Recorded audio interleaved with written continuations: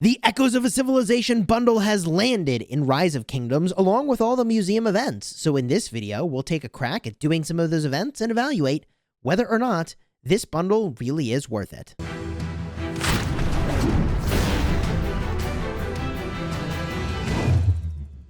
Hello, my friends, and welcome back. I'm Chisgule Gaming, and let's get right into the topic at hand. Is the Echoes of a Civilization bundle worth it? This bundle is going to give you a bunch of rubies. The rubies are really important for making great progression into one of the very most rewarding free-to-play-ish friendly events in the game, and that is inlaying this crown over here with the 7,000 gem tier. Going and making some amount of these purchases is going to give you a ton of rubies, and I purchased through the $50 bundle up to the $100 bundle, and it gave me a jump start of 324 rubies. Yeah, that takes you a long way through the progression to complete this event, for which you have 1 week to get the job done. So the question is this bundle actually worth it? The Echoes of a Civilization.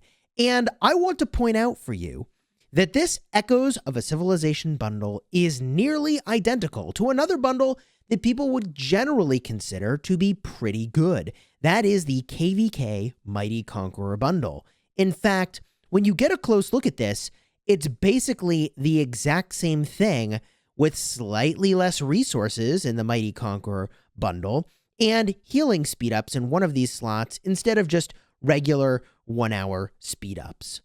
I'm going to make the argument that the Echoes of a Civilization bundle is better. Not only are you getting the universal speed-ups, which is great, you're also getting the same amount of gold keys, and on top of it, you're getting these rubies, which are crucial, in my estimation, to completing this event unless you are going to spend a boatload of AP battling barbs, which is a reasonable thing to do to try to get this event done. So I would say that the Echoes of a Civilization bundle is better than Mighty Conqueror, but just by a little, and it's just because it helps you in this event. And better than both of these bundles is going to be the Call of the Ancients. That gives you a lot of really good stuff. The reserves are great when used with a Duke title. Reserves let you train more troops in one go, and that enables you to do a lot of training in a short period of time, like when there's a Kingdom buff and a Duke title during a crucial event. It's very good. So I would prioritize them in that way.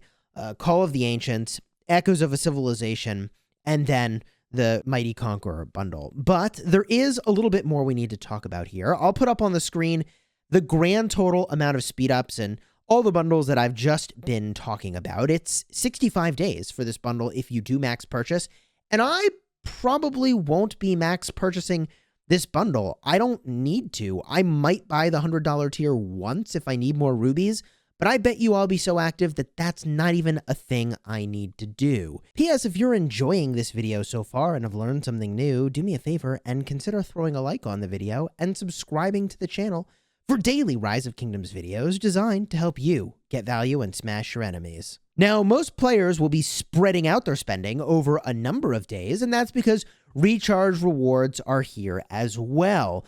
You've seen me cover this in many videos, but for those of you that are newer to the channel or to the game, the thing you need to know about this event is that you need to buy bundles that offer you a total of 2,500 gems, and you need to purchase those bundles all within 1 day to unlock the rewards for just 1 day of this event. At the end of the day, that's a reset, 0 UTC, all of the credit you get towards unlocking one of these chests disappears, and you can do it all over again. You've got a total of 8 days since the start of the event to get through all 5 days of rewards if you want all 5 tiers, and obviously, you don't have to get through all 5 tiers if you don't want to. With that said, the legendary commander sculptures are what's really premium here, and those show up on day 2, day 4, and day 5. So in a perfect world, you might skip this event sometimes and then go all in on it other times. Like, for example, if you're a light spender in the game, you might renew your supply depot, which will give you 2,200 gems worth of credit toward the recharge rewards. Keep in mind that you're not actually going to get credit for the gems you get every single day from this bundle, just the upfront 2,200. Another bundle that's really popular is the 7-day material supply over here. I'm definitely going to be renewing both of these on my main account and maybe even my farm or restart account as well. This is a great time to go and do that. Stacking those up here gives you extra rewards, which is really exceptional. And if you buy one of those bundles above and beyond the duration, so for instance, I've already got the 30-day gem supply with 3 days remaining, it'll just tack on another 30 days worth of gem supply, so it'll jump up to 33 days, which is great, okay? So this is a long-term strategy for playing these events while spending the least amount possible. You can always tip things over if you needed with the daily special offer for $1, $2, or $3 typically with the bundle distribution. The way it works, it will be the $2 tier. Now, of course, I have gotten a little bit ahead of myself here in case you wanted to see the actual contents of the Mighty Conqueror bundle. Actually, no, the Echoes of a Civilization bundle, that's the one. If you wanted to see the content of the Echoes of a Civilization bundle, here is the $50 tier. Beneath that is the $20 tier. Then the $10 tier. There is a name plaque, and we'll show that, and then also the $5 tier. If I equip that name plaque now, or I guess it's an avatar frame, the museum avatar frame I thought looked pretty freaking sweet. There it is. Ever-changing world. Not something I'm going to stick with. I'm going to stick with All Out Rumble, but hey, I mean, I think it looks kind of cool. And then the name plaque right over here. We'll get a look at that as well. Those two cosmetics together apply, and there you go. There you go. I'm not in love with it. I like what I've got, but that's what those look like in context. You can see right over there. That's what it would look like if you apply both of them from this event.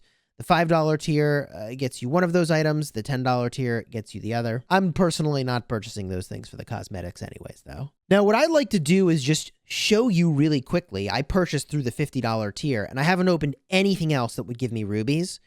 Maybe I have actually, maybe I did do a couple of these quests, maybe. I did claim some of these quests, so okay. So I got like 320 or so rubies, plus a couple quests claimed here.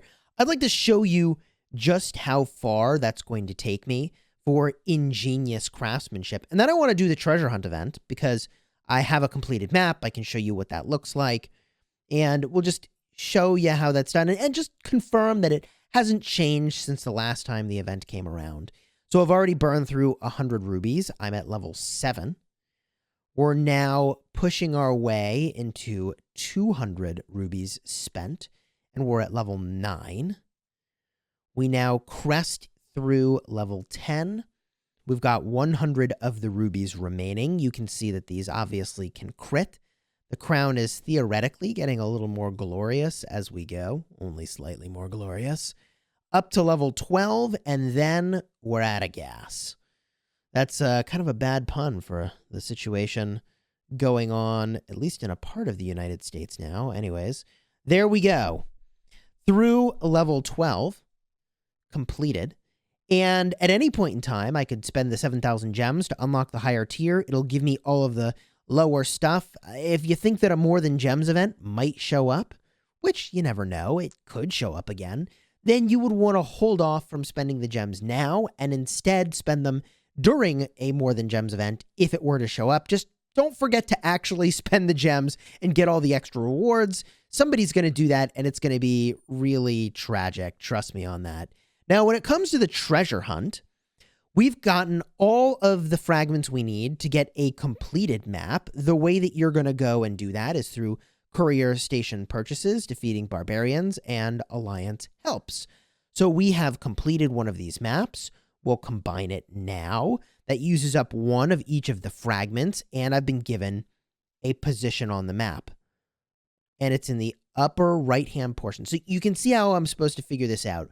This is a map of the kingdom, and the X marks the spot. So I need to find where this territory is in the big picture, and it looks like it's just to the south of a holy site in that upper right portion of the map. So let's go hunt, shall we? It's giving us the map on the screen because I pushed the Go Hunt button, and I've only got 8 hours to figure out wherever the heck that is. And here we go. We found it. I believe it's this level 2 holy site. This area of the map looks about right. If I zoom in, winner, winner, high treasure level, 8 hours. I'm going to dig that out in 10 minutes. In 10 minutes, we're going to dig that out. We'll claim the treasure. We'll open it up. Hopefully it's good. And it's giving me my countdown now, 10 minutes to actually get to this darn thing. Well, I guess that's the time to investigate it as well. Yeah. Anyways, we'll get that reward, see what we think of it. I don't have high hopes. If you want to see the last time that I did this, I'll have a card up in the top.